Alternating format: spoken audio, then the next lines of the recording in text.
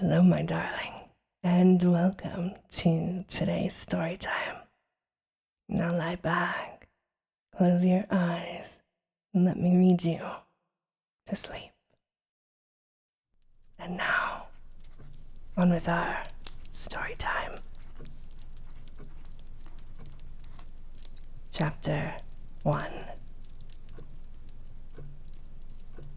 It was languid curiosity which first brought Stephen Jones to Roger's museum. Someone had told him about the strange underground place in Southwark Street across the river, where waxen things, so much more horrible than the worst effigies at Madame Tussaud's, were shown. And he had strolled in one April day to see how disappointing he would find it. Oddly, he was not disappointed. There was something different and distinctive here, after all. Of course, the usual gory commonplaces were present. Landru, Dr. Crippen, Madame Demers, Rizzio, Lady Jane Grey. Endless maimed victims of war and revolution. And monsters like Zeal de Rey and Marquis de Sade. But there were other things which made him breathe faster and stay till the ringing of the closing bell. The man who had fashioned this collection could be no ordinary mountebank. There was imagination, even a kind of diseased genius in some of this stuff. Later, he had learned about George Rogers, the man who had been on the Tussaud staff.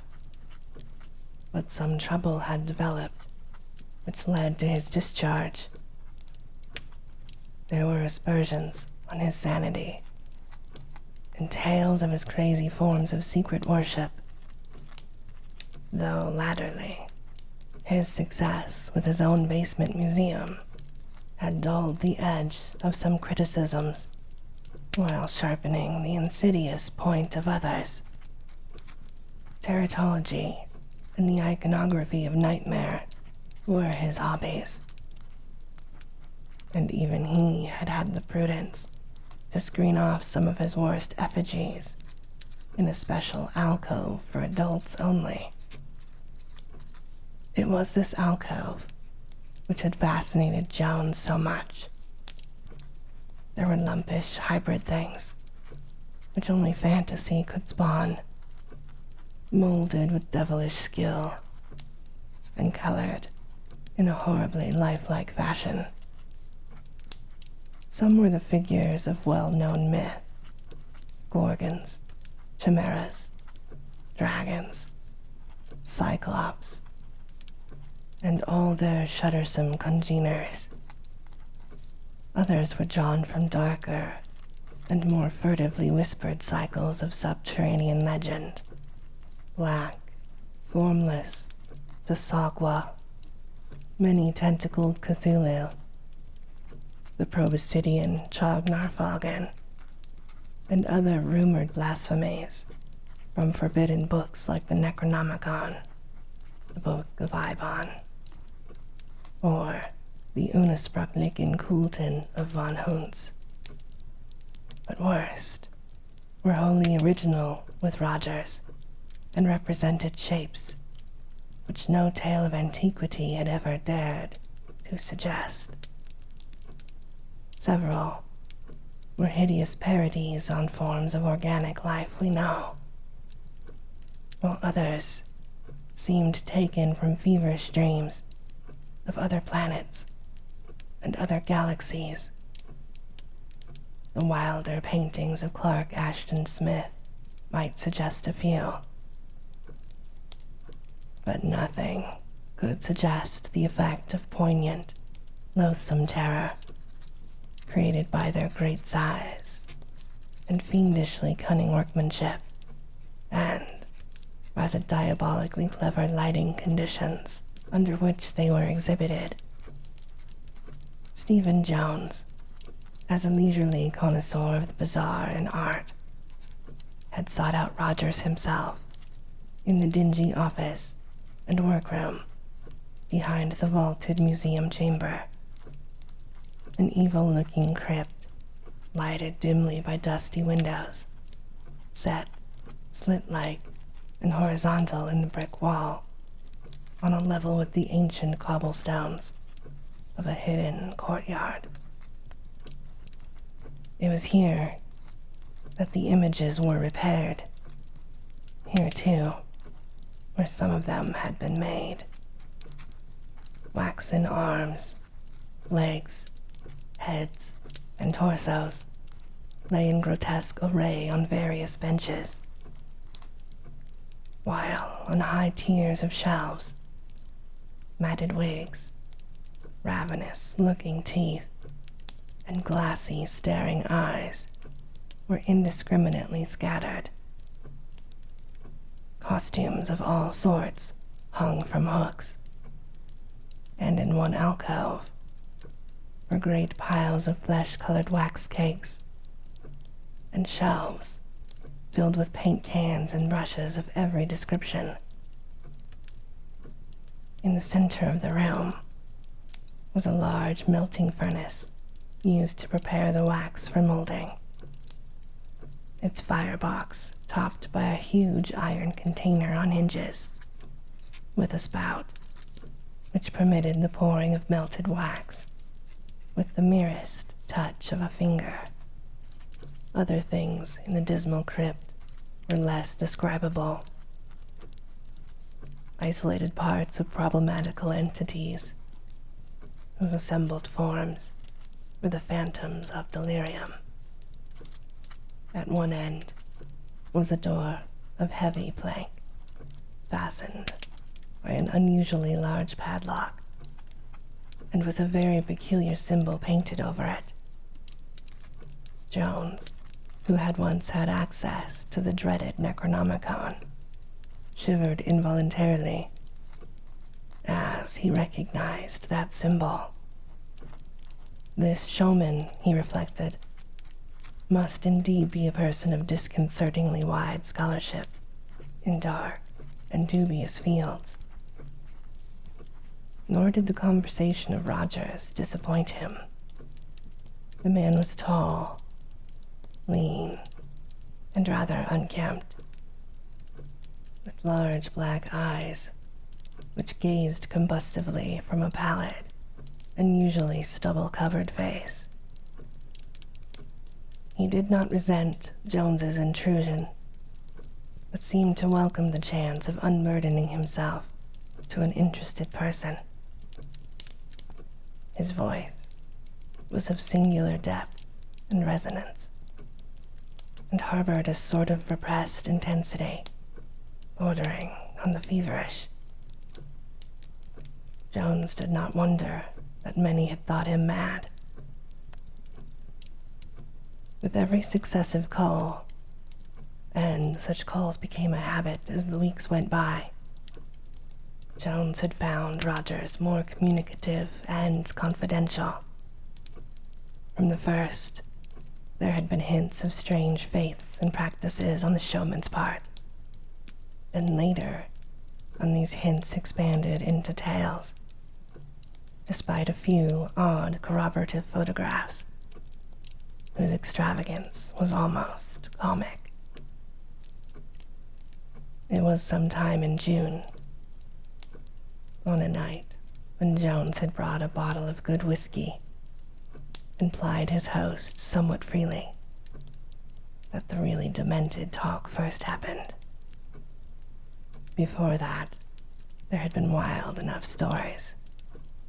Accounts of mysterious trips to Tibet, the African interior, the Arabian desert, the Amazon Valley, Alaska, and certain little-known islands of the South Pacific, plus claims of having read such monstrous and half-fabulous books as the prehistoric Narcotic Fragments and the Dole Chants attributed to malign and non-human lang.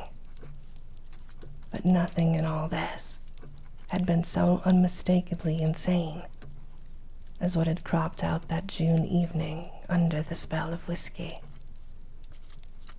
To be plain, Rogers began making vague boasts of having found certain things in nature that no one had found before, and of having brought back tangible evidences of such discoveries.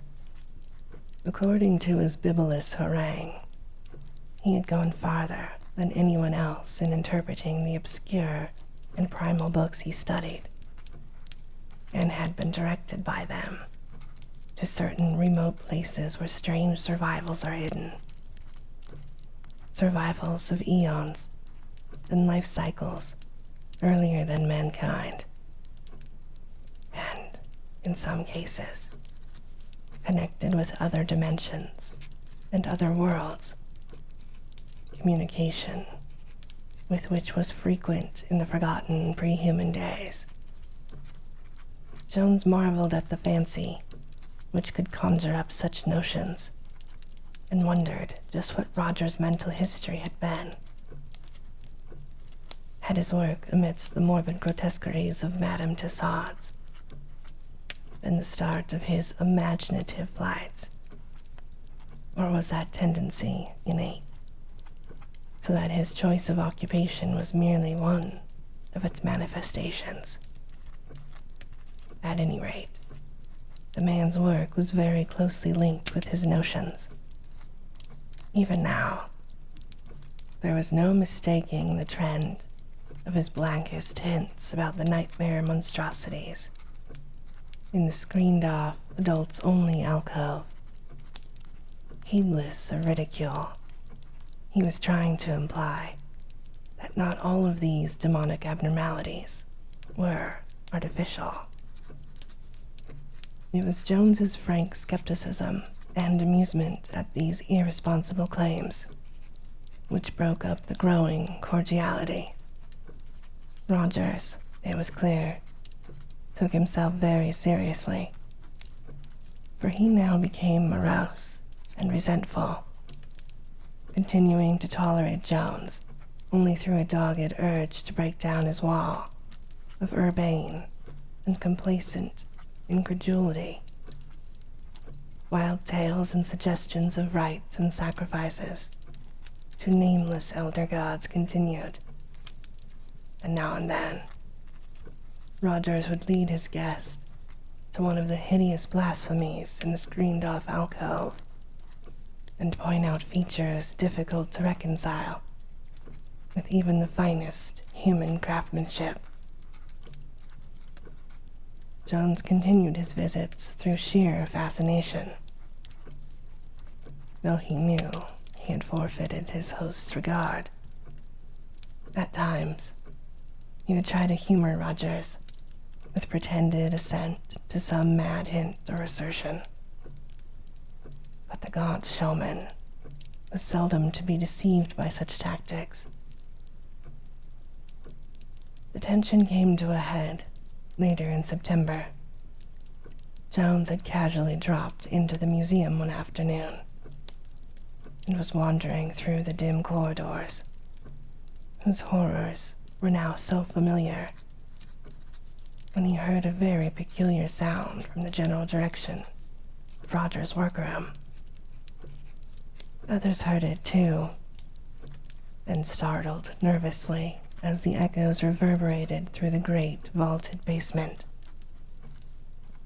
The three attendants exchanged odd glances, and one of them, a dark, taciturn, strange-looking fellow who always served Rogers as a repairer and assistant designer, smiled in a way which seemed to puzzle his colleagues, and which grated very harshly on some facet of Jones's sensibilities.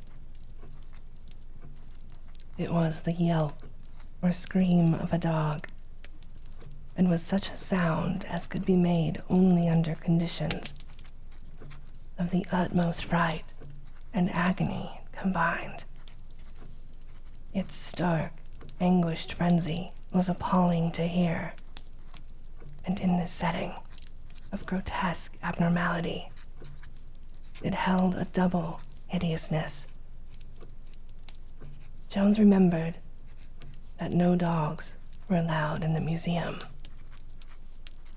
He was about to go to the door leading into the workroom when the dark attendant stopped him with a word and a gesture. "Mr. Rogers," the man said in a soft, somewhat accented voice, at once apologetic and vaguely sardonic, was out, and there were standing orders to admit no one to the workroom during his absence. As for that yelp, it was undoubtedly something out in the courtyard behind the museum. This neighborhood was full of stray mongrels, and their fights were sometimes shockingly noisy. There were no dogs in any part of this museum, but if Mr. Jones wished to see Mr. Rogers, he might find him just before closing time. After this, Jones climbed the old stone steps to the street outside and examined the squalid neighborhood curiously. The leaning, decrepit buildings, once dwellings, but now largely shops and warehouses, were very ancient indeed.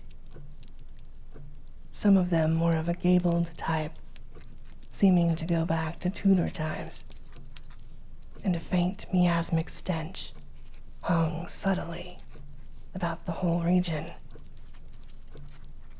Besides the dingy house, whose basement held the museum, was a low archway pierced by a dark, cobbled alley, and this Jones entered in a vague wish to find the courtyard behind the workroom and settle the affair of the dog more comfortably in his mind. The courtyard was dim in the late afternoon light, hemmed in by rear walls, even uglier and more intangibly menacing than the crumbling street facades of the evil old houses. Not a dog was in sight, and Jones wondered how the aftermath of such a frantic turmoil could have completely vanished so soon. Despite the assistant's statement that no dog had been in the museum, Jones glanced nervously at the 3 small windows of the basement workroom. Narrow, horizontal rectangles close to the grass-grown pavement, with grimy panes that stared repulsively and incuriously, like the eyes of dead fish. To their left, a worn flight of steps led to an opaque and heavily bolted door. Some impulse urged him to crouch low on the damp, broken cobblestones and peer in, on the chance that the thick green shades, worked by long cords that hung down to a reachable level, might not be drawn. The outer surfaces were thick with dirt, but as he rubbed them with his handkerchief, he saw that there was no obscuring curtain in the way of his vision. So shadowed was the cellar from the inside that not much could be made out, but the grotesque working paraphernalia now and then loomed up spectrally as Jones tried each of the windows in turn. It seemed evident at first that no one was within, yet when he peered through the extreme right-hand window, the one nearest the entrance alley, he saw a glow of light at the farther end of the apartment, which made him pause in bewilderment. There was no reason why any light should be there. It was an inner side of the room, and he could not recall any gas or electric fixture near that point. another look to find the glow as a large vertical rectangle, and a thought occurred to him. It was in that direction that he had always noticed the heavy plank door with the abnormally large padlock. The door which was never opened, and above which was crudely smeared that hideous cryptic symbol from the fragmentary records of forbidden elder magic. It must be open now, and there was a light inside. All his former speculations as to where that door led, and as to what lay behind it, were now renewed with trebly disquieting force. Jones wandered aimlessly around the dismal locality till close to 6 o'clock, when he returned to the museum to make the call on Roberts.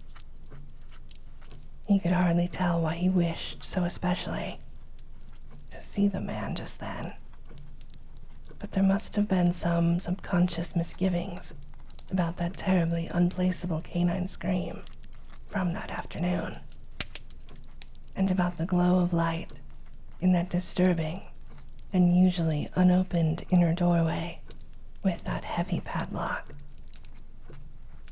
The attendants were leaving as he arrived, and he thought that Orabana, the somber foreign assistant, eyed him with something like sly, repressed amusement.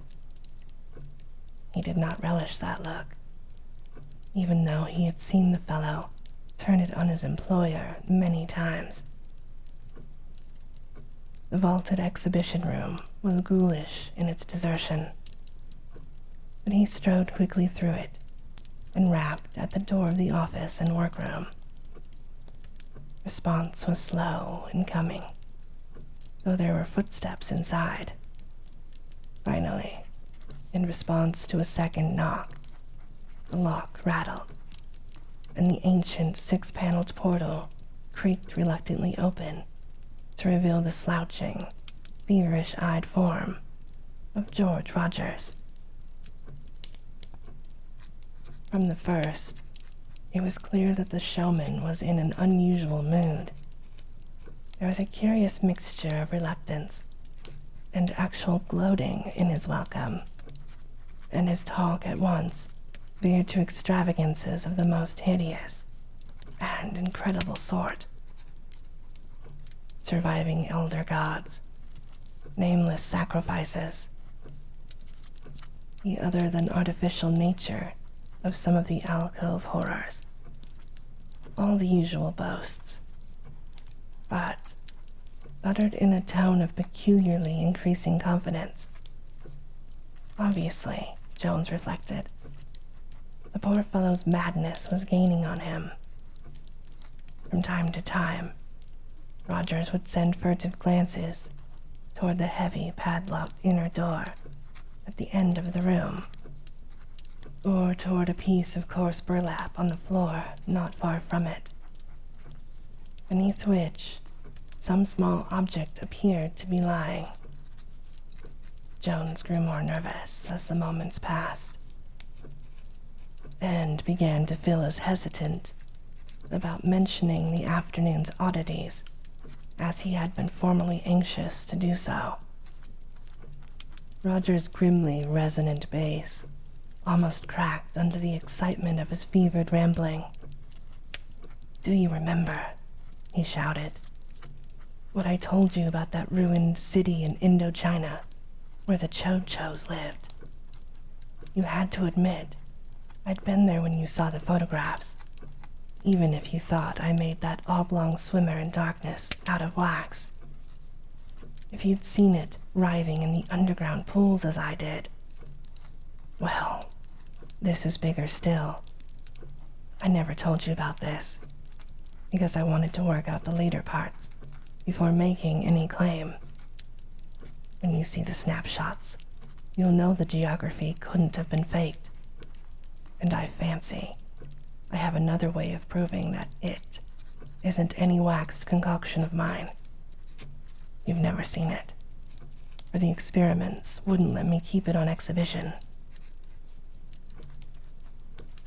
Rogers glanced strangely at the padlocked door and then continued. It all comes from that long ritual in the 8th Noclodic fragment. When I got it figured out, I saw it could only have one meaning. There were things in the north before the land of Lomar, before mankind existed, and this was one of them.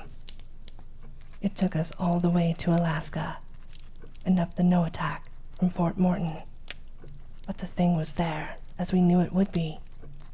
Great Cyclopean ruins, acres of them. There was less left than we had hoped for, but after 3 million years, what could one expect? And weren't the Eskimo legends all in the right direction? We couldn't get one of the beggars to go with us, and had to sledge all the way back to Nome for Americans. Morabana was no good up in that climate. It made him sullen and hateful. I'll tell you how we found it. When we got the ice blasted out of the pylons of the central ruin, the stairway was just as we knew it would be. Some carvings still there, and it was no trouble keeping the outsiders from following us in. Orabana shivered like a leaf. You'd never think it from the damned insolent way he struts around here. He knew enough of the elder lore to be properly afraid. The eternal light was gone, but our torches showed enough. We saw the bones of others who had been before us, eons ago, when our climate was warm. Some of these bones were of things you couldn't even imagine. At the 3rd level down, we found the ivory throne the fragments said so much about, and I may as well tell you, wasn't empty. The thing on that throne didn't move, and we knew then that it needed the nourishment of sacrifice.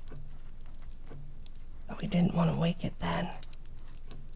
Better get it to London first. Orabana and I went to the surface for the big box, but when we had packed it, we couldn't get it up the 3 flights of steps. These steps weren't made for human beings, and their size bothered us. Anyway, it was devilishly heavy. We had to have the Americans down to get it out.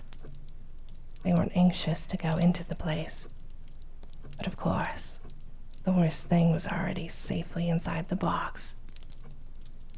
We told them it was a batch of ivory carvings, archaeological stuff. And after seeing the carved throne, they probably believed us. It's a wonder they didn't suspect hidden treasure and demand a share. They must have told strange tales around Nome later on. Though I doubt if they ever went back to those ruins, even for the ivory throne. Rogers paused, felt around in his desk, and produced an envelope of good-sized photographic prints. Extracting one and laying it face down before him, he handed the rest to Jones. The set was certainly an odd one. Ice-clad hills, dog sledges, men in furs, and vast, tumbled ruins against a background of snow. Ruins whose bizarre outlines and enormous stone blocks could hardly be accounted for.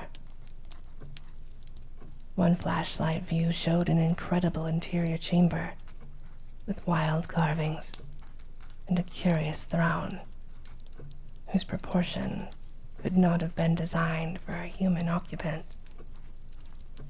The carvings on the gigantic masonry, high walls, and peculiar vaulting overhead were mainly symbolic.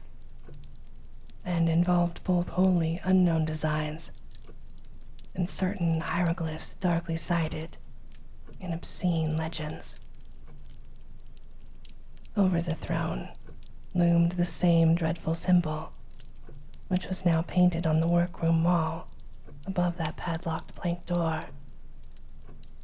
Jones darted a nervous glance at the closed portal. Assuredly, Rogers had been to strange places and had seen strange things. Yet, this mad interior picture might easily be a fraud, taken from a very clever stage setting. One must not be too credulous. But then Rogers continued. Well, we shipped the box from Nome and got to London without any trouble. That was the first time we'd ever brought back anything that had a chance of coming alive. I didn't put it on display because there were more important things to do for it. It needed the nourishment of sacrifice, for it was a god. Of course, I couldn't get it the sort of sacrifices which it used to have in its day, for such things don't exist now. But there were other things we might do. The blood is the life, you know. Even the lemurs and the elementals that are older than the earth will come when the blood of men or beasts is offered under the right conditions.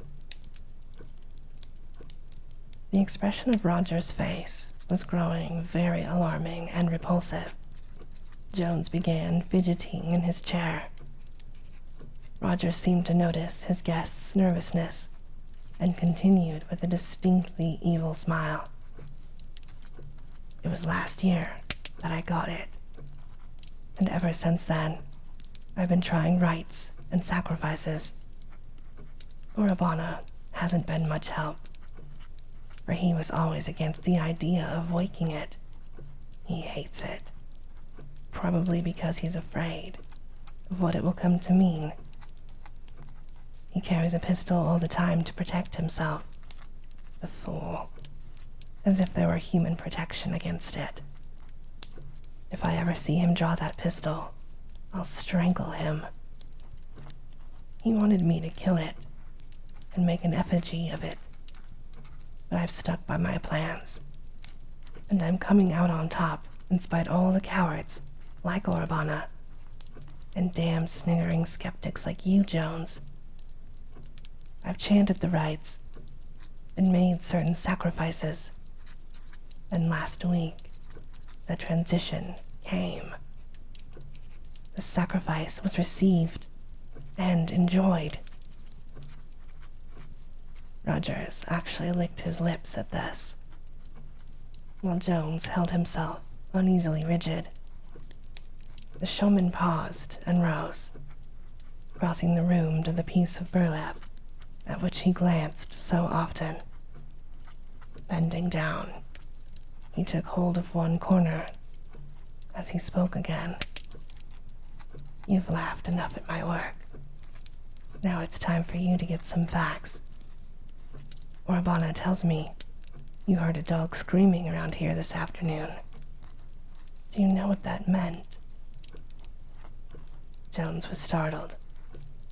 For all his curiosity, he would have been glad to get out without further light on the point which had so puzzled him. But Rogers was inexorable and began to lift the square of burlap. Beneath it lay a crushed, almost shapeless mass, which Jones was slow to classify. Was it a once living thing, which some agency had flattened, sucked dry of blood, punctured in 1,000 places, and wrung into a limp, broken-boned heap of grotesqueness? After a moment, Jones realized what it must be. It was what was left of a dog perhaps of considerable size and whitish color. Its breed was past recognition, for distortion had come in nameless and hideous ways. Most of the hair was burned off, as by some pungent acid, and the exposed, bloodless skin was riddled by innumerable circular wounds or incisions. The form of torture necessary to cause such results was past imagining. Electrified, with a pure loathing which conquered his mounting disgust, Jones sprang up with a cry. "You damned sadist! You madman! You do a thing like this and dare speak to a decent man!" Rogers dropped the burlap with a malignant sneer and faced his oncoming guest. His words held an unnatural calm. "Why, you fool, do you think I did this? Let us admit that the results are unbeautiful from our limited human standpoint. What of it? It is not human and does not pretend to be. To sacrifice is merely to offer. I gave the dog to it. What happened is its work, not mine. It needed the nourishment of the offering, and it took it in its own way. But let me show you what it looks like." As Jones stood hesitating, the speaker returned to his desk and took up the photograph he had laid face down without showing. Now he extended it with a curious look. Jones took it and glanced at it in an almost mechanical way. After a moment, the visitor's glance became sharper and more absorbed, for the utterly satanic force of the object depicted had an almost hypnotic effect.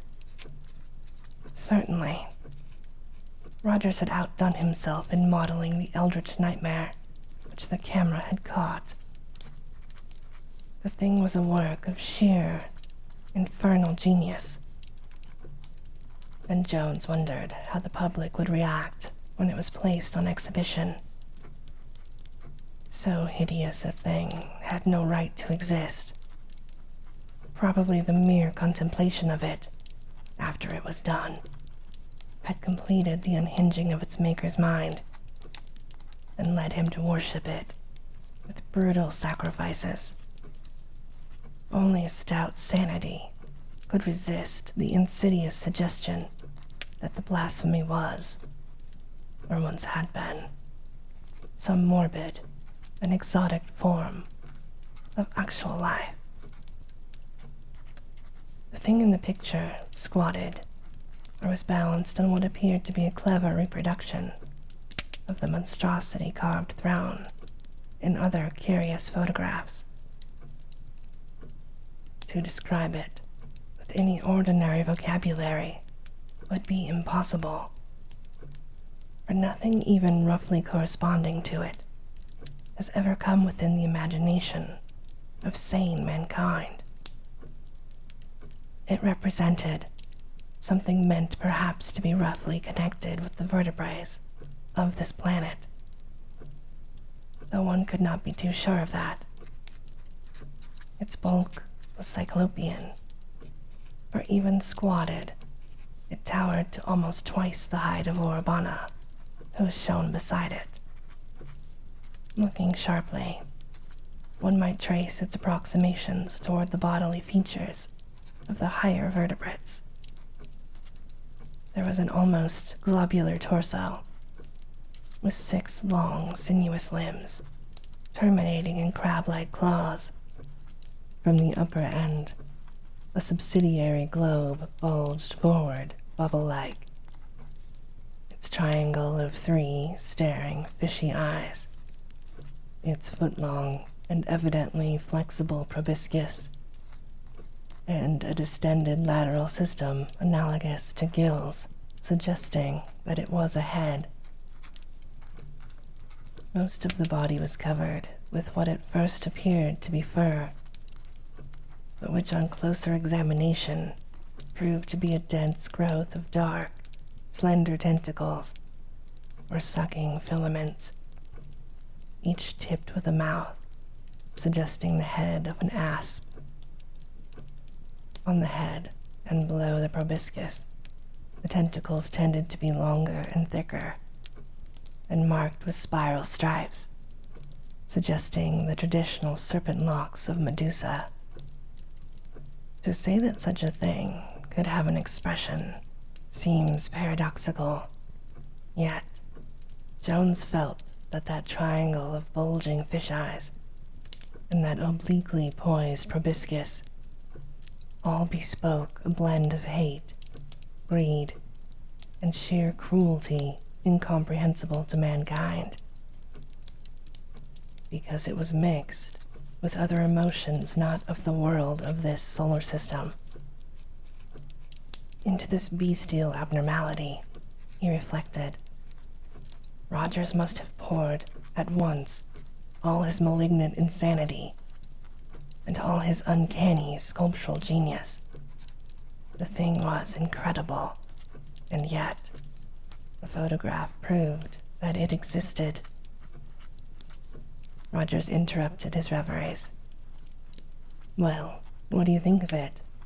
Now do you wonder what crushed the dog and sucked it dry with a million mouths? It needed nourishment, and it will need more. It is a god, and I am the first priest of its latter-day hierarchy, La Shub-Niggurath, the goat with 1,000 young. Jones lowered the photograph in disgust and pity. See here, Rogers, this won't do.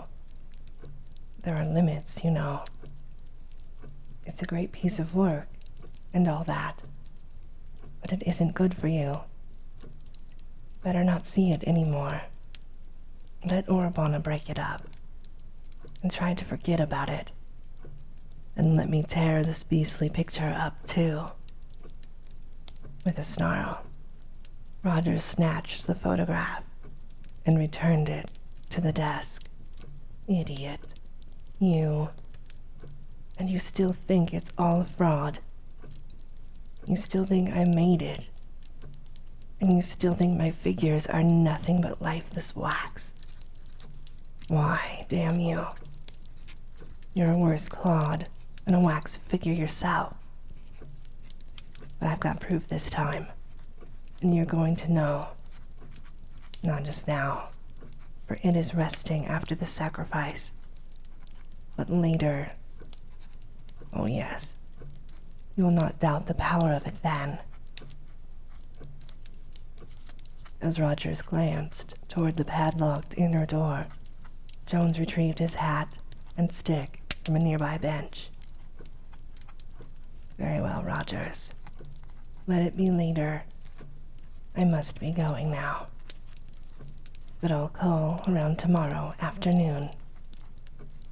Think my advice over, and see if it doesn't sound sensible. Ask Orabana what he thinks, too. Rogers actually bared his teeth in wild beast fashion. You must be going now. Afraid. Afraid after all for your bold talk.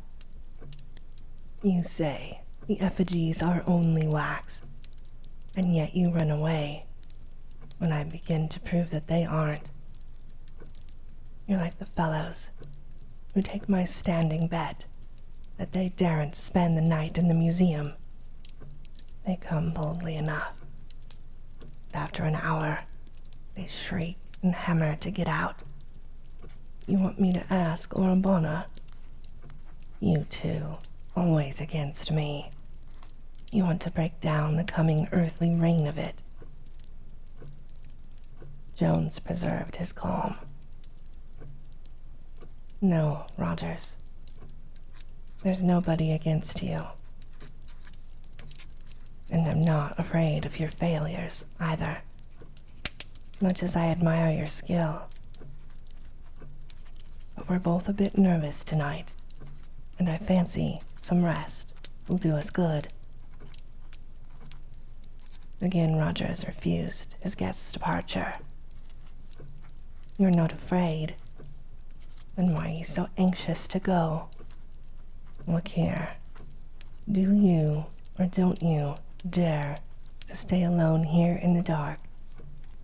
What's your hurry if you don't believe in it?" Some new idea seemed to have struck Rogers, and Jones eyed him closely. "Why, I have no special hurry.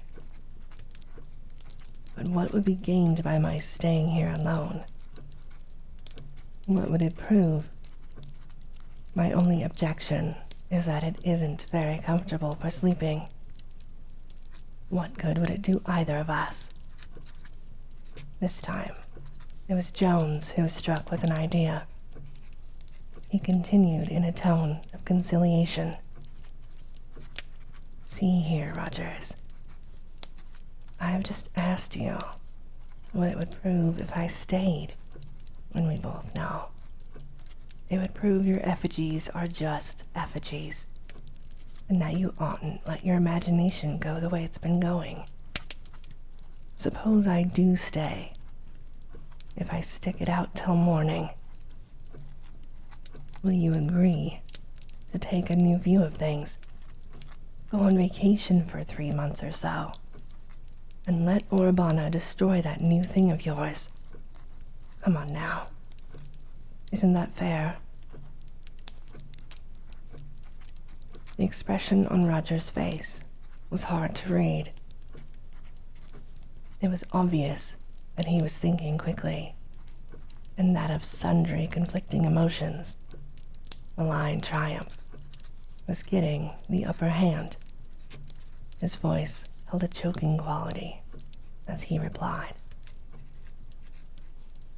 "Fair enough. If you do stick it out, I'll take your advice. Stick you must. We'll go out for dinner and come back. I'll lock you in the display room and go home. In the morning, I'll come down ahead of Orabana. He comes half an hour before the rest, and I'll see how you are. But don't try it unless you are very sure of your skepticism. Others have backed out. You have that chance. And I suppose a pounding on the outer door would always bring a constable. You may not like it so well after a while. You'll be in the same building, though not in the same room with it." As they left the rear door into the dingy courtyard, Rogers took with him the piece of burlap, weighted with a gruesome burden. Near the center of the court was a manhole, whose cover Rogers lifted quietly, and with a shuddersome suggestion of familiarity. Burlap and all, the burden went down to the oblivion of a cloacal labyrinth. Jones shuddered, and almost shrank from the gaunt figure at his side as they emerged into the street. By unspoken mutual consent, they did not dine together, but agreed to meet in front of the museum at 11. Jones hailed a cab and breathed more freely when he had crossed Waterloo Bridge and was approaching the brilliantly lighted Strand. He dined at a quiet cafe and subsequently went to his home in Portland Place to bathe and get a few things. Idly, he wondered what Rogers was doing. He had heard that the man had a vast, dismal house in the Walworth Road, full of obscure and forbidden books, occult paraphernalia, and wax images, which he did not choose to place on exhibition. Orabana, he understood, lived in separate quarters in the same house. At 11, Jones found Rogers waiting by the basement in Southwark Street. Their words were few, but each seemed taut with a menacing tension. They agreed that the vaulted exhibition room alone should form the scene of the vigil, and Rogers did not insist that the watchers sit in the special adult alcove of extreme horrors. Rogers, having extinguished all the lights with switches in the workroom, locked the door of that crypt with one of the keys on his crowded ring. Without shaking hands, he passed out the street door, locked it after him, and stamped up the worn steps to the sidewalk outside. As his tread receded, Jones realized that the long, tedious vigil had commenced. Chapter 2. Later, in the utter blackness of the great arch cellar, Jones cursed the childish naivete which had brought him here. For the first half hour, he had kept flashing on his pocket light at intervals, but now, just sitting in the dark on one of the visitors' benches had become a more nerve-wracking thing. Every time the beam shot out, it lighted up some morbid, grotesque object: a guillotine, a nameless hybrid monster, a pasty-bearded face crafty with evil, a body with red torrents streaming from a severed throat. Jones knew that no sinister reality was attached to these things, but after that first half hour, he preferred not to see them. Why he had bothered to humor that madman, he could scarcely imagine. It would have been much simpler merely to have left him alone, or to have called in a mental specialist. Probably, he reflected, it was the fellow feeling of one artist for another. There was so much genius in Rogers that he deserved every possible chance to be helped quietly out of his growing mania. Any man who could imagine and construct the incredibly lifelike things that he had produced was surely not far from actual greatness. He had the fancy of a sim or a dore, joined to the minute scientific craftsmanship of a blotchka. Indeed, he had done the world of nightmare what the blotchkas with their marvelously accurate plant models of finely wrought and colored glass had done for the world of botany. At midnight, the strokes of a distant clock filtered through the darkness, and Jones felt cheered by the message from a still surviving outside world. The vaulted museum was like a tomb, ghastly in its utter solitude. Even a mouse would be cheering company. Yet, Rogers had once boasted that, for certain reasons, as he had said, no mice or even insects ever came near the place. That was very curious, yet it seemed to be true. The deadness and silence were virtually complete. If only something would make a sound. He shuffled his feet, and the echoes came spectrally out of the absolute stillness. He coughed, but there was something mocking in the staccato reverberations. He could not, he vowed, begin talking to himself. That meant nervous disintegration. Time seemed to pass with abnormal and disconcerting slowness. He could have sworn that hours had elapsed since he last flashed the light of his watch, yet here was only the stroke of midnight. He wished that his senses were not so preternaturally keen. Something in the darkness and stillness seemed to have sharpened them, so that they responded to faint imitations, hardly strong enough to be called true impressions. His ears seemed at times to catch a faint, elusive susurrus, which could not be quite identified with the nocturnal hum of the squalid streets outside.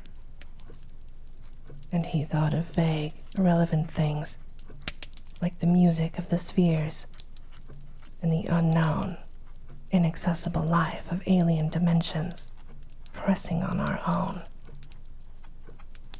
Rogers often speculated about such things. The floating specks of light in his blackness-drowned eyes seemed inclined to take on curious symmetries of pattern and motion. He had often wondered about those strange rays from the unplumbed abyss which scintillate before us in the absence of all earthly illumination. But he had never known any that behaved just as these were behaving. They lacked the restful aimlessness of ordinary light specks, suggesting some will and purpose, remote from any terrestrial conception. And there was that suggestion of odd stirrings.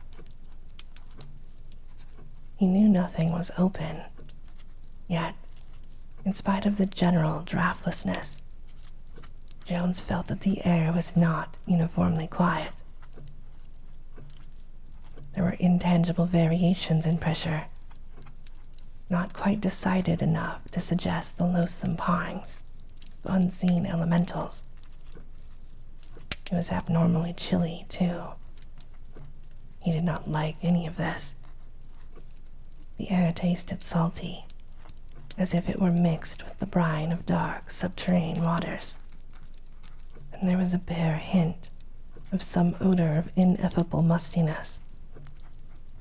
In the daytime, he had never noticed that the waxen figures had an odor. Even now, that half-conceived hint was not the way wax figures ought to smell. It was more like the faint smell of specimens in a natural history museum. Curious, in view of Roger's claims that his figures were not all artificial. Indeed, it was probably that claim which made one's imagination conjure up the olfactory suspicion. One must guard against excesses of the imagination. Had not such things driven poor Rogers mad? But the utter loneliness of this place was frightful. Even the distant chimes seemed to come from almost cosmic gulfs. It made Jones think of that insane picture which Rogers had showed him. The wildly carved chamber with the cryptic throne, which the fellow had claimed was part of a 3-million-year-old ruin in the shunned and inaccessible solitudes of the Arctic. Perhaps Rogers had been to Alaska, but that picture was certainly nothing but stage scenery. It couldn't normally be otherwise, with all that carving and those terrible symbols, and that monstrous shape supposed to have been found on that throne. What a flight of diseased fancy. Jones wondered just how far he actually was from the insane masterpiece in wax. Probably it was kept behind that heavy, padlocked plank door, leading somewhere out of the workroom. But it would never do to brood about a waxen image. Was not the present room full of such things? Some of them scarcely less horrible than the dreadful It. And beyond a thin canvas screen on the left was the adult's only alcove, with its nameless phantoms of delirium. The proximity of the numberless waxen shapes began to get on Jones's nerves more and more as the quarter hours wore on. He knew the museum so well that he could not get rid of their usual images, even in the total darkness. Indeed, the darkness had the effect of adding to the remembered images certain very disturbing, imaginative overtones. The guillotine seemed to creak, and the bearded face of Landru, slayer of his 50 wives, twisted itself into expressions of monstrous menace. From the severed throat of Madame Demers, a hideous bubbling sound seemed to emanate, while the headless, legless victim of a trunk murder tried to edge closer and closer on its gory stumps. Jones began shutting his eyes to see if that would dim the images, but found it was useless. Besides, when he shut his eyes, the strange, purposeful patterns of light specks became more disturbingly pronounced. Then suddenly, he began trying to keep the hideous images he had formerly been trying to banish. He tried to keep them because they were giving place to still more hideous ones. In spite of himself, his memory began reconstructing the utterly non-human blasphemies that lurked in the obscurer corners. And these lumpish, hybrid growths oozed and wriggled toward him as though hunting him down in a circle. Black Tsathoggua molded itself from a toad-leg gargoyle to a long, sinuous line with hundreds of rudimentary feet, and a lean, rubbery night gaunt spread its wings as if trying to advance and smother the watcher. Jones braced himself to keep from screaming. He knew he was reverting to the traditional terrors of his childhood, and resolved to use all his adult reason to keep the phantoms at bay. It helped a bit, he found, to flash the light again. Frightful as were the images, these were not as bad as what his fancy called out of the utter blackness. But there were drawbacks. Even in the light of his torch, he could not help suspecting a slight, furtive trembling on the part of the canvas partition, screening off the terrible, adults-only alcove. He knew it lay beyond, and shivered. Imagination called up the shocking form of fabulous Yog-Sothoth, only a congeries of iridescent globes, yet stupendous in its malign suggestiveness. What was this accursed mass, slowly floating toward him and bumping on that partition that stood in the way? A small bulge in the canvas far to the right suggested the sharp horn of Nilpke, the hairy mythic thing in the Greenland ice that walked sometimes on 2 legs, sometimes on 4, and sometimes on 6. To get this stuff out of his head, Jones walked boldly toward the hellish alcove, with torch burning steadily. Of course, none of his fears were true. Yet, were not the long facial tentacles of great Cthulhu actually swaying, slowly and insidiously? He knew they were flexible, but he had not realized that the draft caused by his advance was enough to set them in motion. Returning to his former seat outside the alcove, he shut his eyes and let the symmetrical light specks do their worst. The distant clock boomed a single stroke. Could it be only one? He flashed the light on his watch and saw that it was precisely that hour. It would be hard indeed, waiting for morning. Rogers would be down about 8 o'clock, ahead of even Orbana. It would be light outside in the main basement long before that. But none of that could penetrate here. All the windows in this basement had been bricked up, except the 3 small ones facing the court. A pretty bad weight, all told. His ears were getting most of the hallucinations now, for he could swear he heard stealthy, plodding footsteps in the workroom beyond the closed and locked door. He had no business thinking of that unexhibited horror which Rogers called it. The thing was a contamination. It had driven its maker mad, and now even its picture was calling up imaginative terrors. It could not be in the workroom. It was very obviously beyond that padlocked door of heavy planking. Those steps were certainly pure imagination. Then he thought he heard the key turn in the workroom door. Flashing on his torch, he saw nothing but the ancient 6-paneled portrait in its proper position.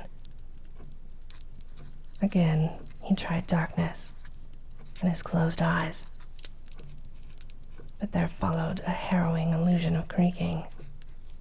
Not the guillotine this time, but the slow, furtive opening of the workroom door.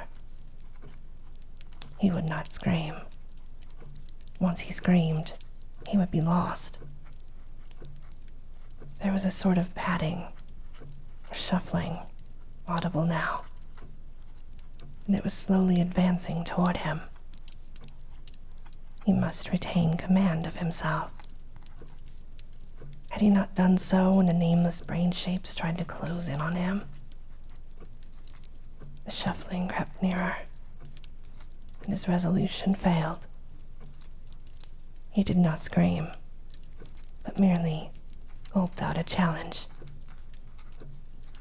Who goes there? Who are you? What do you want?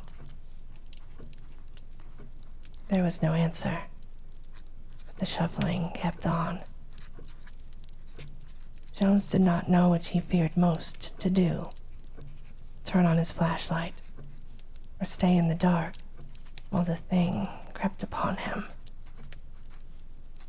This thing was different, he felt profoundly, from the other terrors of the evening. His fingers and throat worked spasmodically. Silence was impossible, and the suspense of utter blackness was beginning to be the most intolerable of all conditions.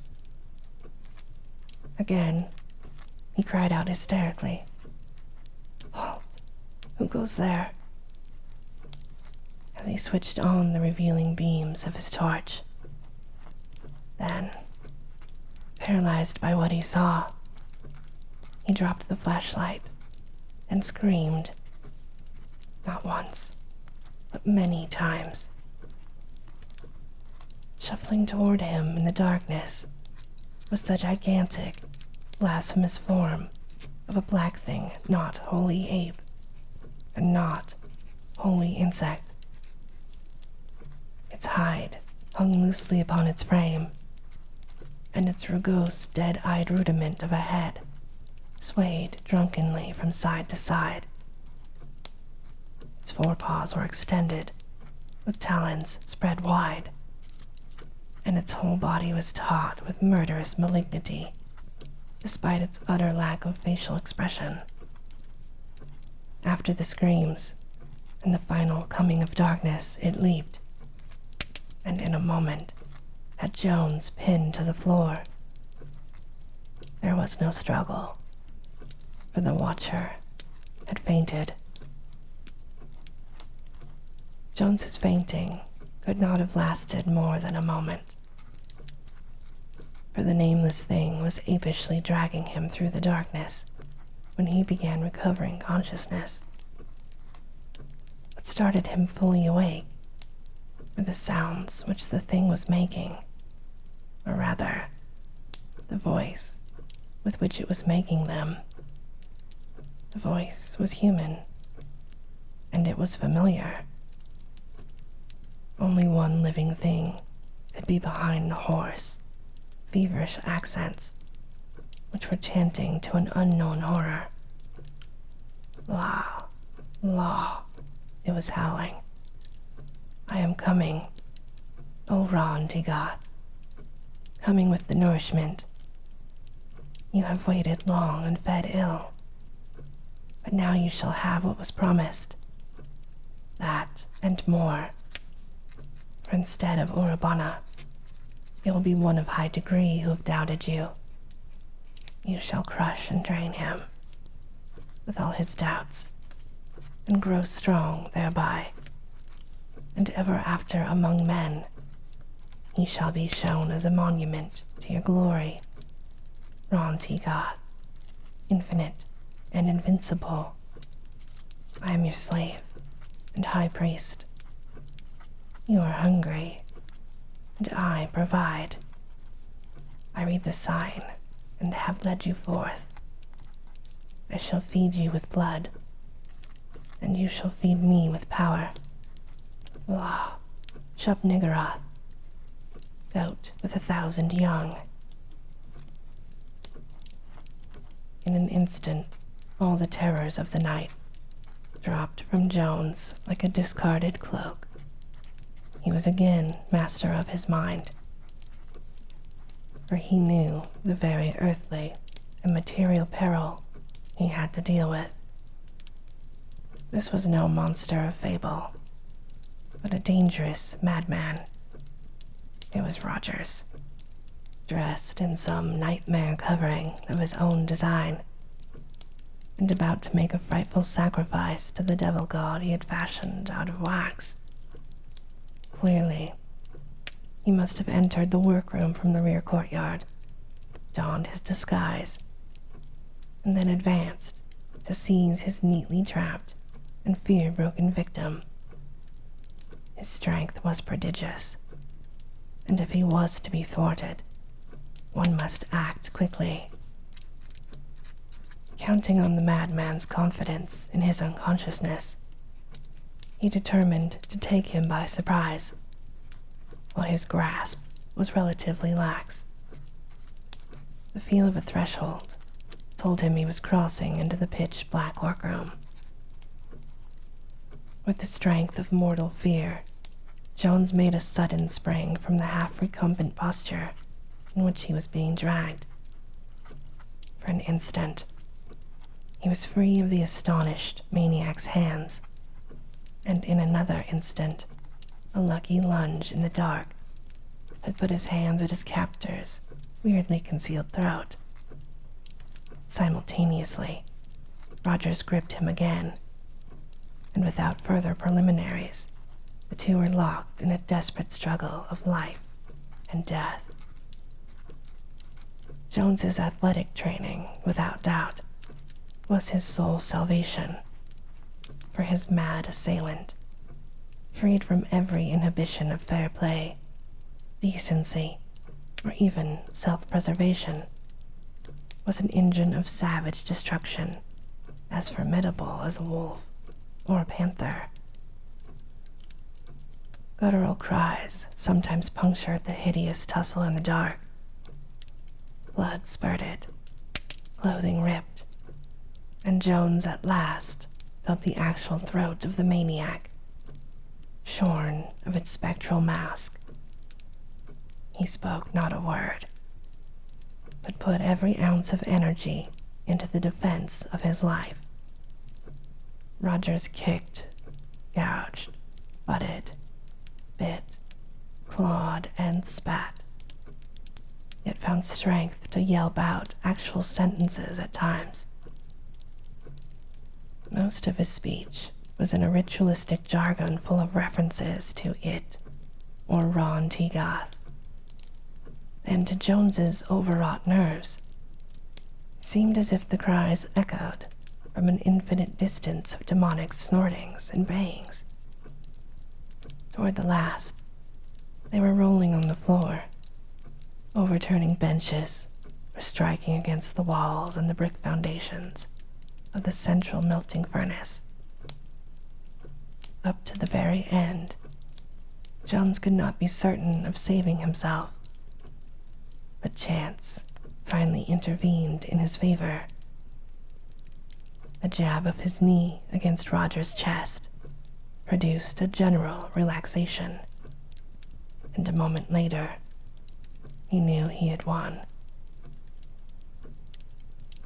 Though hardly able to hold himself up, Jones rose and stumbled about the walls, seeking the light switch, where his flashlight was gone, together with most of his clothing.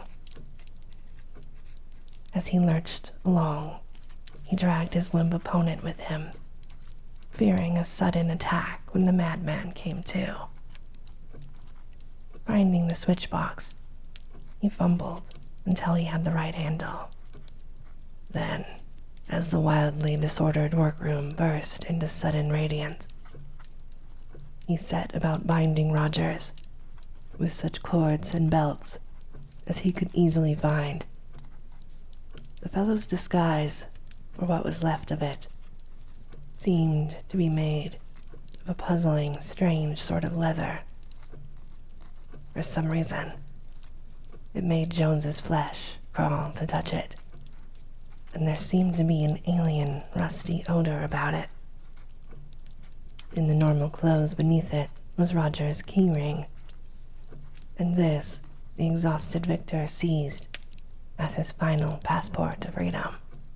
The shades at the small slit-light windows were all securely drawn, and he let them remain so. Washing off the blood of the battle at a convenient sink, Jones donned the most ordinary-looking and least ill-fitting clothes he could find on the costume hooks. Testing the door to the courtyard, he found it fastened with a spring lock, which did not require a key from the inside. He kept the key ring, however, to admit him on his return with aid, for, obviously, the thing to do was to call an alienist. There was no telephone in the museum, but it would not take long to find an all-night restaurant or chemist shop where one could be had. He had almost opened the door to go when a torrent of hideous abuse from across the room told him that Rogers, whose visible injuries were confined to a long, deep scratch down the left cheek, had regained consciousness. "Fool," Rogers spoke. "Spawn of Noth Yiddick and effluvium of Cthulhu. Son of the dogs that howl in the maelstrom of Azathoth. You would have been sacred and immortal, and now you're betraying it and its priest. Beware, for it is hungry. It would have been Orabana, that damned treacherous dog, ready to turn against me and it. But I give you the first honor instead. Now you must both beware, for it is not gentle without its priest. La la, vengeance is at hand. You know you would have been immortal. Look at the furnace. There is a fire ready to light, and there is wax in the kettle.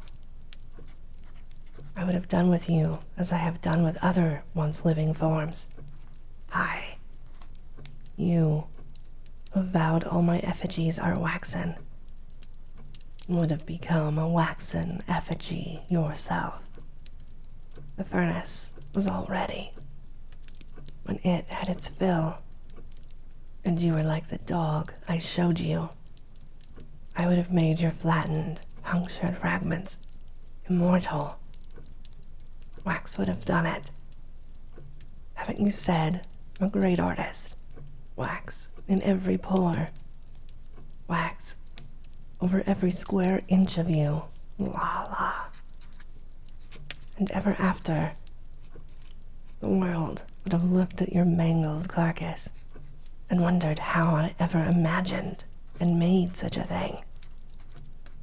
And Orabana would have come next, and others after him, and thus my waxen family would have grown. You dog, you think I still made all my effigies? Why not say preserved? You know by this time the strange places I've been to, and the strange things I've brought back. You are a coward. You could never face the dimensional shambler whose hide I put on to scare you.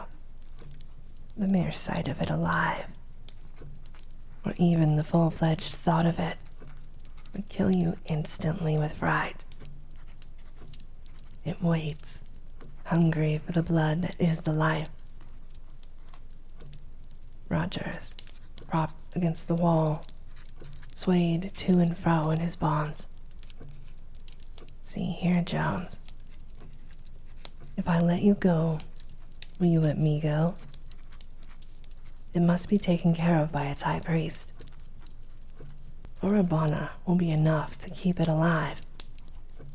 And when he is finished, I will make his fragments immortal in a wax for the world to see.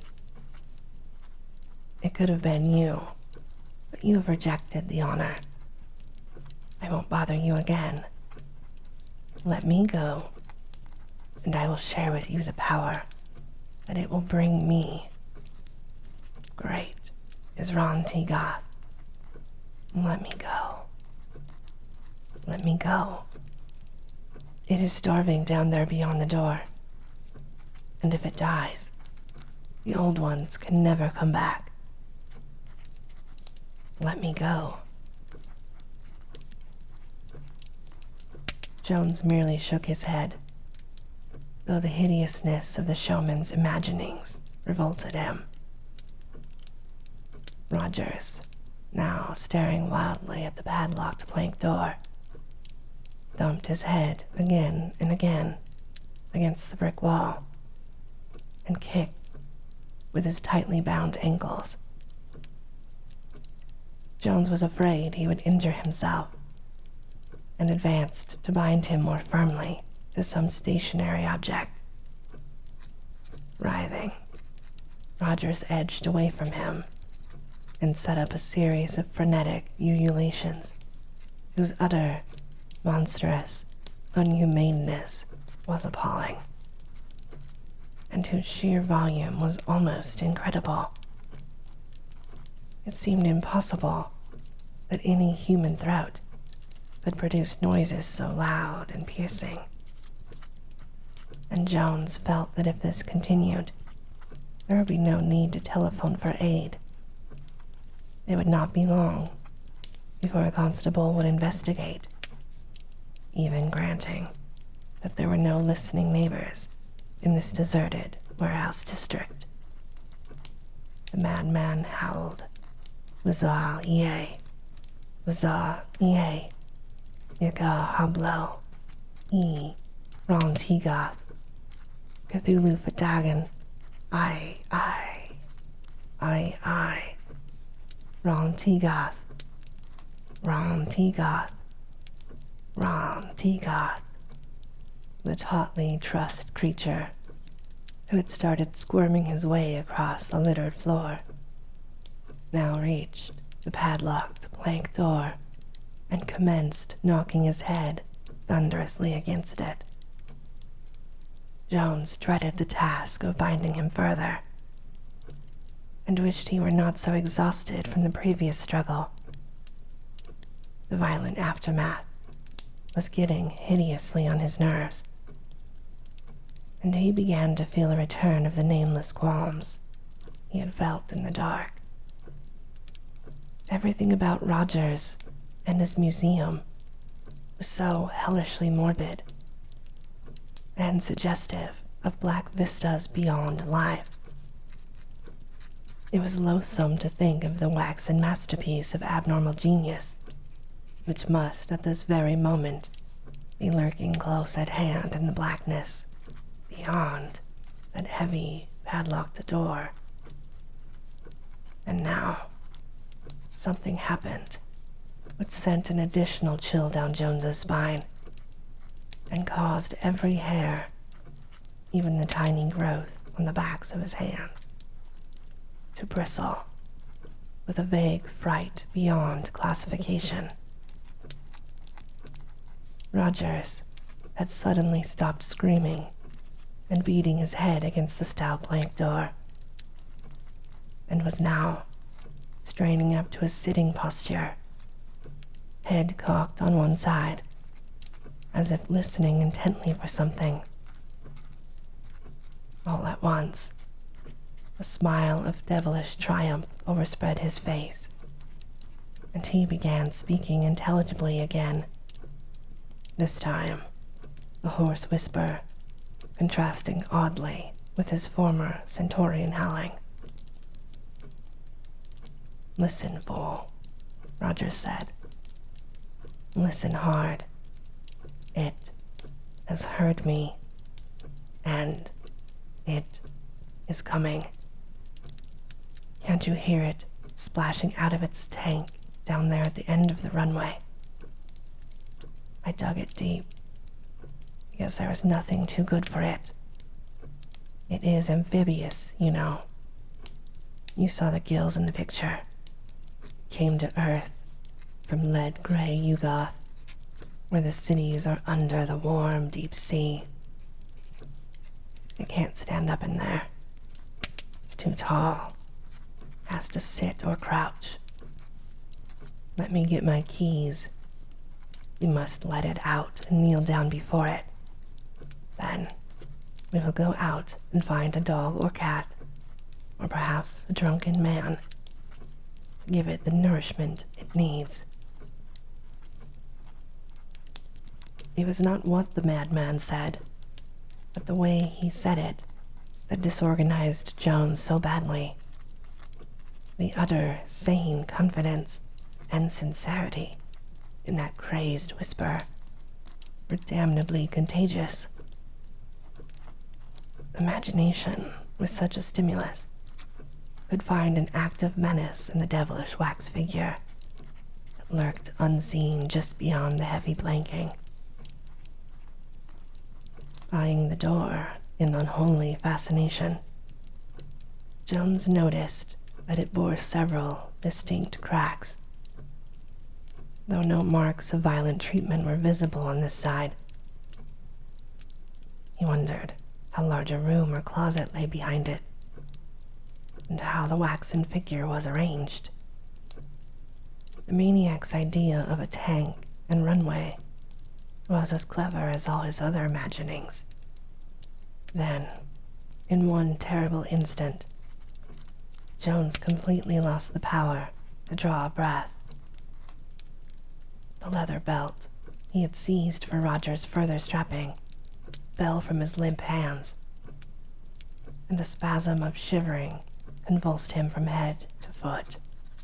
He might have known the place would drive him mad, as it had driven Rogers. But now he was mad.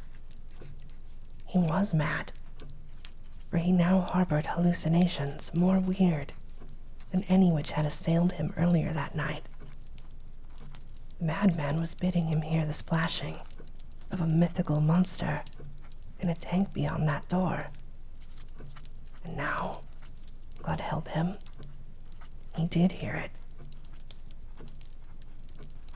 Rogers saw the spasm of horror reach Jones's face and transform it to a staring mask of fear. He cackled. "At last, fool, you believe. At last you know. You hear it, and it comes. Give me my keys, fool. We must do homage and serve it." But Jones was past paying attention to any human words, mad or sane. Phobic paralysis held him immobile and half conscious, with wild images racing phantasmagorically through his helpless imagination. There was a splashing. There was a padding or shuffling, as of great, wet paws on a solid surface. Something was approaching. Into his nostrils, from the cracks in that nightmare plank door, poured a noisome animal stench, like, and yet unlike, that of the mammal cages at the zoological gardens at Regent's Park. He did not know whether Rogers was talking or not. Everything real had faded away, and he was a statue, obsessed with dreams and hallucinations so unnatural that they became almost objective and remote from him. He thought he heard a sniffling or snorting from the unknown gulf beyond the door, and when a sudden baying, trumpeting noise assailed his ears, he could not feel sure that it came from the tightly bound maniac, whose image swam uncertainly in his shaken vision. The photograph of that accursed, unseen wax thing persisted in floating through his consciousness. Such a thing had no right to exist. Had it not driven him mad? Even as he reflected, the fresh evidence of madness beset him. Something, he thought, was fumbling with the latch of the heavy padlocked door. It was patting and pawing and pushing at the planks. There was a thudding on the stout wood, which grew louder and louder. The stench was horrible. And now the assault on that door from the inside was a malign, determined pounding, like the strokes of a battering ram. There was an ominous cracking, a splintering, a welling feeder, a falling plank, a black paw ending in a crab-like claw. Help! Help! God help me!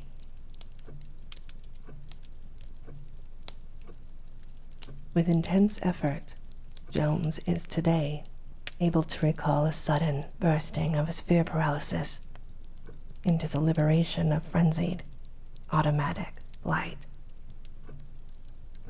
What he evidently did must have paralleled curiously the wild, plunging flights of maddest nightmares, for he seems to have leaped across the disordered crypt at almost a single bound, yanked open the outside door, which closed and locked itself after him with a clatter, sprung up the worn stone steps 3 at a time, and raced frantically and aimlessly out of that dank, cobblestoned court and through the squalid streets of Southwark.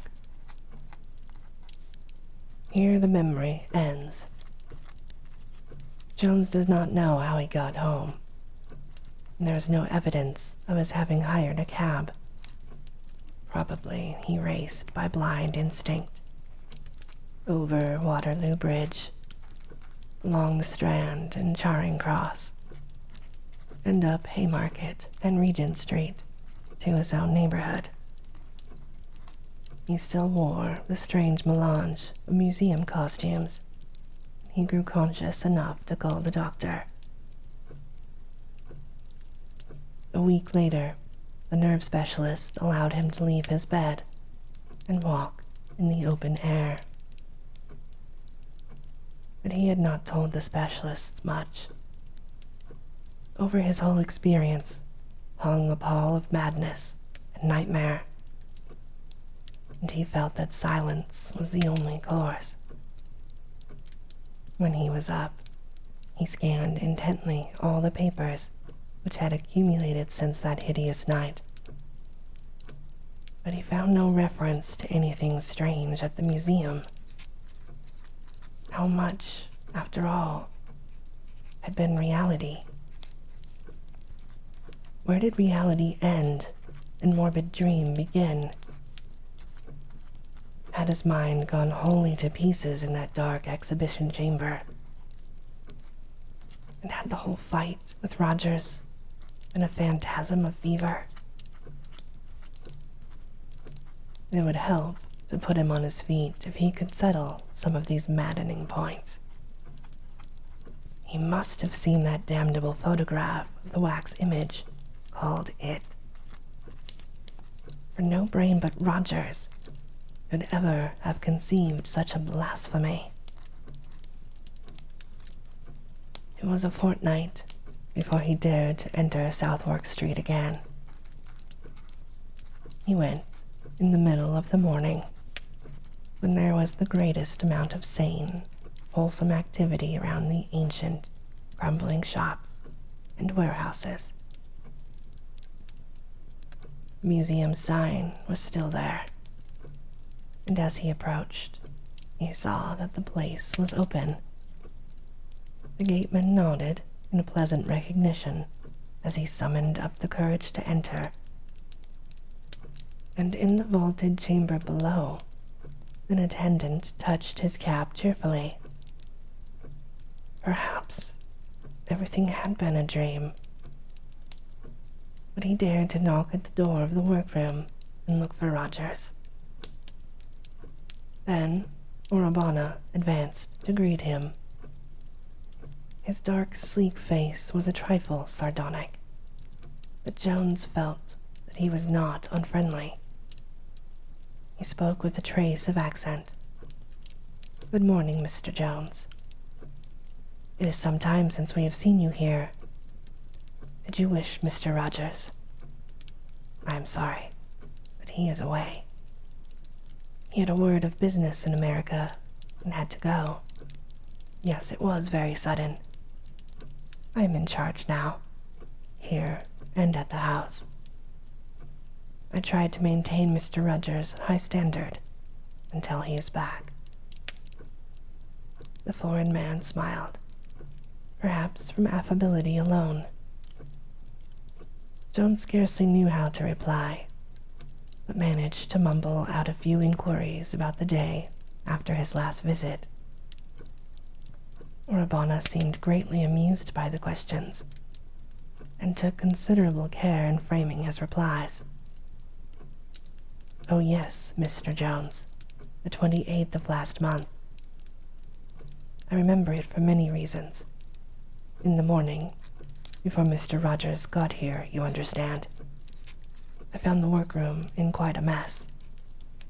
There was a great deal of cleaning up to do. There had been late work, you see, an important new specimen given its secondary baking process. I took complete charge when I came. It was a very hard specimen to prepare, but of course Mr. Rogers has taught me a great deal. He is, as you know, a very great artist. When he came, he helped me complete the specimen. Helped very materially, I assure you. But he left soon without even greeting the men. As I tell you, he was called away suddenly. There were important chemical reactions involved. They made loud noises. In fact, some teamsters in the court outside fancy they heard several pistol shots. What an amusing idea. As for the new specimen, that matter is very unfortunate. It is a great masterpiece, designed and made, you understand, by Mr. Rogers. He will see about it when he gets back." Again, Orabana smiled. "The police, you know," he continued. "We put it on display a week ago, and there were 2 or 3 faintings. One poor fellow had an epileptic fit in front of it. You see, it is a trifle stronger than the rest. Larger, for one thing, of course. It was in the adult alcove. The next day, a couple men from Scotland Yard looked it over, and they said it was too morbid to be shown. Said we'd have to remove it. It was a tremendous shame. Such a masterpiece of art. But I didn't feel justified in appealing to the courts in Mr. Rogers' absence. He would not like so much publicity with the police now. But when he gets back.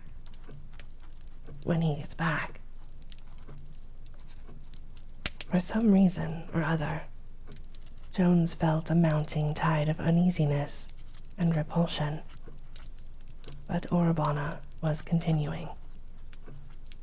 You're a connoisseur, Mr. Jones. I'm sure I violate no law in offering you a private view. It may be subject, of course, to Mr. Rogers' wishes, that we shall destroy the specimen someday. But that would be a crime.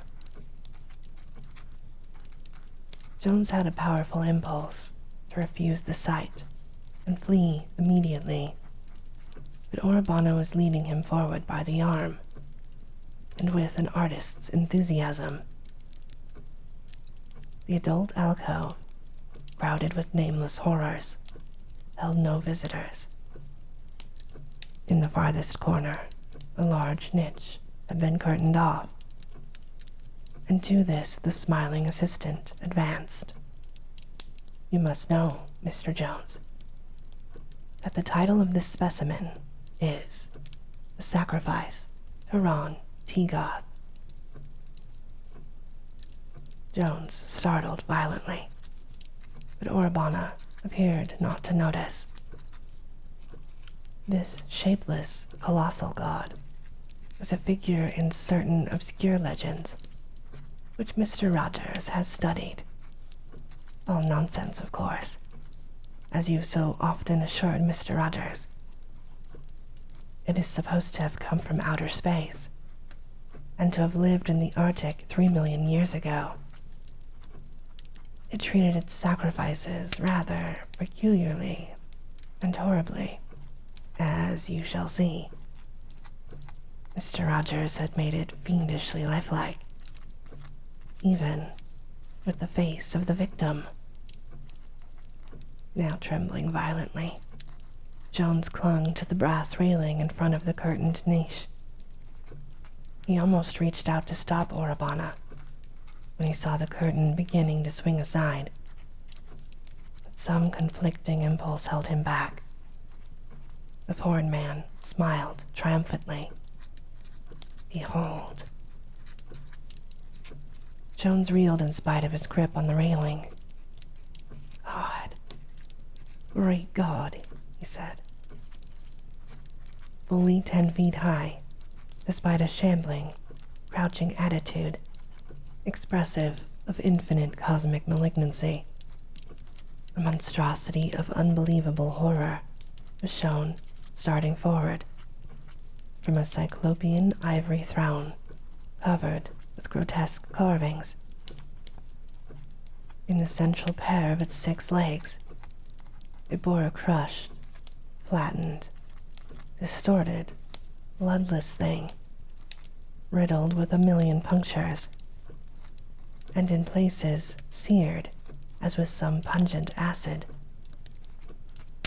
Only the mangled head of the victim, lolling upside down at one side, revealed that it represented something once human. The monster itself needed no title for one who had seen a certain hellish photograph. That damnable print had been all too faithful, yet it could not carry the full horror which lay in the gigantic actuality. The globular torso, the bubble-like suggestion of a head, the 3 fishy eyes, the foot-long proboscis, the bulging gills, The monstrous capillation of asp-like suckers, the 6 sinuous limbs with their black paws and crab-like claws. God. The familiarity of that black paw ending in a crab-like claw. Urbana's smile was utterly damnable. Jones choked and stared at the hideous exhibit with a mounting fascination which perplexed and disturbed him. What half-revealed horror was holding him and forcing him to look longer and search out details? This had driven Rogers mad. Rogers, supreme artist. But he said they weren't artificial. Then he localized the thing that held him. It was the crushed, waxen victim's lolling head, and something that it implied. This head was not entirely devoid of a face, and that face was familiar. It was like the mad face of poor Rogers. Jones peered closer, hardly knowing why he was driven to do so. Wasn't it natural for a mad egotist to mold his own features into his masterpiece? Was there anything more that subconscious vision had seized on and suppressed in sheer terror? The wax of the mangled face had been handled with boundless dexterity. Those punctures, how perfectly they reproduced the myriad wounds somehow inflicted on that poor dog. There was something more. On the left cheek, one could trace an irregularity which seemed outside the general scheme, as if the sculptor had sought to cover up a defect of his first modeling. The more Jones looked at it, the more mysteriously it horrified him.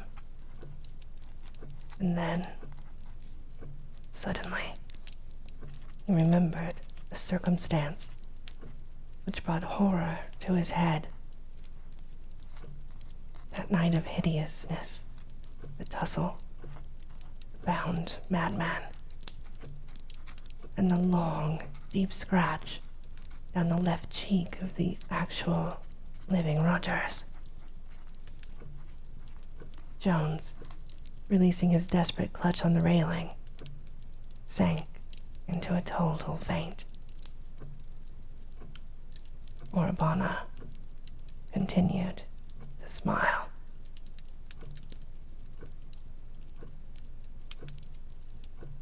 And this, my darling, ends our story time for today. As always, I hope that you have very sweet and creepy dreams